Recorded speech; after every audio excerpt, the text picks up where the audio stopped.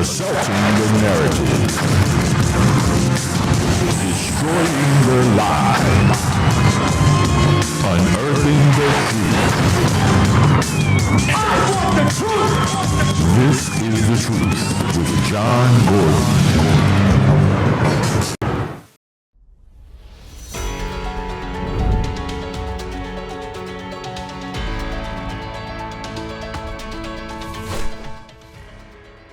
Well, welcome everybody to this week's edition of The Truth.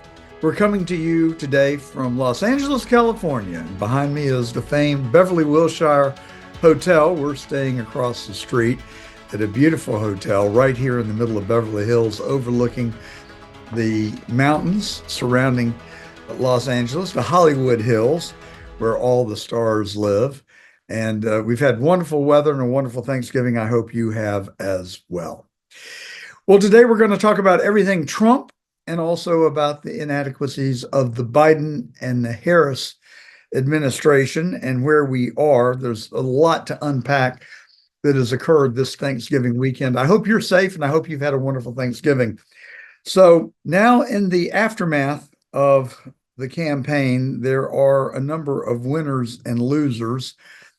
And that's what we're going to focus on today. Of course, Donald Trump and his supporters are the victors, and all the people that he has nominated to be in his administration.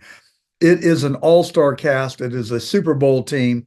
And if you look at the people that he has selected, they all pretty much, or not all, but many of them, like Robert Kennedy Jr., like Tulsi Gabbard, are victims or have been victims of the bureaucracies that they have now been picked to lead. So I think that's going to set up a pretty interesting dynamic. I think it's going to be really fun to watch. And I, for one, cannot wait for Donald Trump to get inaugurated January 20th, 2025, and for him to go right to work, as I'm sure he's already begun. He's already accomplished more in about 3 weeks than Biden has been able to do in 4 years, if you ask me. One of the casualties of the Trump administration is Matt Gaetz. I happen to really like Matt Gaetz. I don't know if the allegations that the deep state have resurrected about him are true, but they have really done a number on him. The allegations are that he's used illegal drugs, that he has been seen using drugs. He's also engaged in extramarital affairs and has paid for sex with prostitutes. I don't know what to believe. I really don't. Gaetz says that all those things were investigated by the Congressional Ethics Committee, that he doesn't really say that he was absolved or that he was found to be innocent. He just said that no conclusions or findings were made and that the investigation was brought to an end.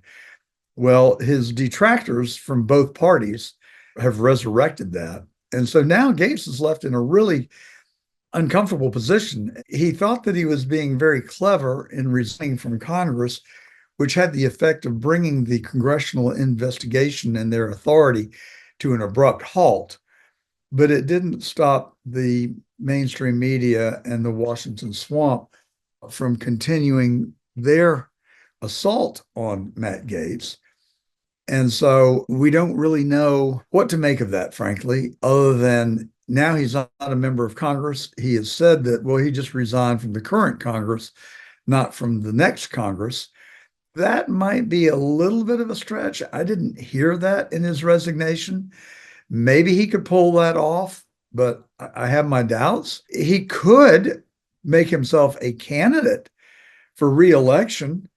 He's very popular in Florida. He's very popular in his district. He would probably win, but that is not without risk. He would have to defend the allegations that have been leveled against him. I'm sure that he would probably draw an opponent.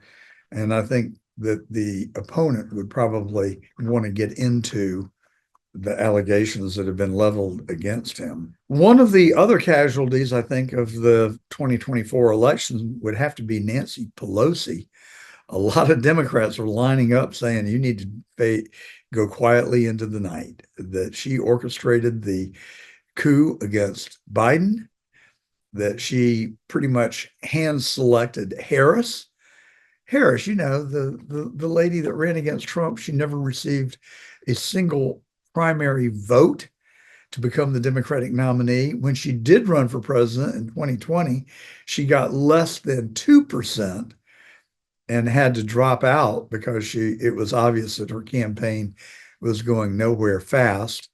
So Pelosi and some of her colleagues, like Schumer, and I'm sure that Adam Schiff didn't have his fingerprints on it, but he was cheering them on in the background. They orchestrated this and it backfired, not surprisingly to me. And I think to most people that have watched politics for a long time. And the whole Harris campaign was founded on a pack of lies, starting with the one that she and Biden got elected with 80 million votes. Donald Trump, who got more popular votes than any president in the modern era, was only able to get 76 million, but we're to believe that Biden and Harris got 80 million. It was a lie then, it's a lie now. Shay Moss and Ruby Freeman need to give back their Presidential Medal of Honor award, and Rudy Giuliani needs to be rehabilitated. He's one of the real casualties of Trump 45 and the 2020 election. And I have great empathy for him. He is America's mayor. He stood up to the mob. He turned New York City around when he became the mayor, cleaned the city, got rid of the crime, got rid of all the X-rated stores in Times Square where people bring their children. And he also led us through 9/11. And now the deep state have done such a number on him. They've taken family heirlooms. They're trying to rip them away from him. And they have tried to take a watch that his father gave him. And now they're trying to take his homes away, his townhouse in New York, his condominium in Palm Beach, and they've stripped him of his law license. And what he did was what he should have done, and that was to represent his client competently and to the best of his ability. Where he was complaining about a stolen election, we can see Shay Moss and Ruby Freeman on videotape scanning the same stacks of 100 ballots, approximately 100 ballots, back through the tabulators multiple times at the State Farm Arena. Other ladies doing the same thing after they had declared that the tabulating was over for the night, run off the observers, run out the press, and then they bring this defamation lawsuit against Rudy Giuliani, win in a courtroom that with a biased judge and a jury that was 95% in favor of Biden. And they've just ruined this man. It's not supposed to happen in America. And I want you to take out a piece of paper and a pen and write your congressman, write a letter to the editor of the paper, and just tell them that it is sheer meanness. It's absolutely wrong. And that Rudy Giuliani needs to be rehabilitated. And I'm going to continue to do everything I can as one person to help facilitate it. It pains me to see what this man has been put through and what they have done to shatter his life and very existence. So Biden came in on a lie and he's going out on a lie.